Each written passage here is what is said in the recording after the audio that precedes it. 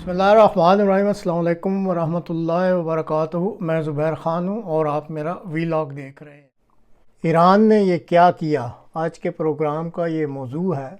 तमाम अंदाज़ों और तज्ज़ियों के बावजूद ईरान के हुक्मरान ग़ालिबन जज्बात की रो में बह गए और ज़मीनी हक़ाइक़ को नज़रअंदाज करते हुए ईरान ने अनानियत की वो राह अपनाई जो शायद किसी के लिए भी फ़ायदा मंद ना हो।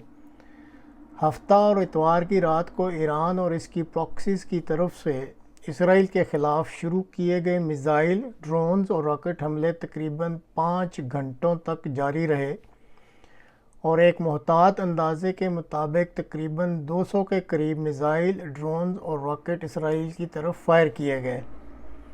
ये जो फ़िल्म आप देख रहे हैं, इसमें आप इसराइल की फ़ज़ाओं में पहुंचने वाले मिज़ाइलों, ड्रोन्स और रॉकेटों की इंटरसेप्शन वाज़े तौर पर देख सकते हैं। इसराइली वज़ीर-ए-आज़म के मुताबिक 99% मिज़ाइल, ड्रोन्स और रॉकेट फ़ज़ा में ही तबाह कर दिए गए। इसराइली हुकूमत के मुताबिक सिर्फ जनूबी इसराइल में एक फ़ौजी अड्डे को मामूली नुकसान पहुंचा है और चंद लोग मामूली तौर पर ज़ख्मी हुए हैं।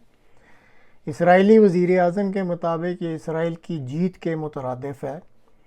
ईरानी हुक्काम के मुताबिक उन्होंने शाम में ईरान की एम्बेसी पर होने वाले इसराइली हमले का बदला ले लिया है और ईरानी हुक्काम के मुताबिक अब उनकी तरफ से ये मामला, यानी जो शाम की एम्बेसी पे इसराइल ने हमला किया था, ये मामला ईरानी हुक्काम के मुताबिक सेटल हो गया है।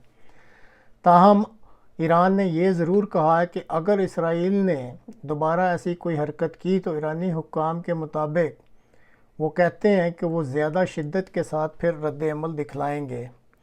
बहरहाल एक बात सामने आ गई है कि दुनिया भर के तज्ज़िया निगार जो ये समझ रहे थे कि शायद ईरान इसराइल पर अपनी सरज़मीन से बराह रास्त मिज़ाइलों के ज़रिए हमला करने की गलती नहीं करेगा, उनके तमाम अंदाज़े और तज्ज़िये गलत साबित हुए हैं और ईरान ने ये काम करके दिखला दिया है कि वो अपनी सरज़मीन से भी इसराइल पर हमला कर सकता है। अब इतवार 14 अप्रैल को इसराइल ने हंगामी तौर पर सिक्योरिटी काउंसिल की मीटिंग बुलाई है, तो देखते हैं कि अब ये जो ईरान ने हफ्ते और इतवार की रात को इसराइल पर हमला किया है, इसके नतीजा में आइंदा क्या सूरत हाल सामने आती है।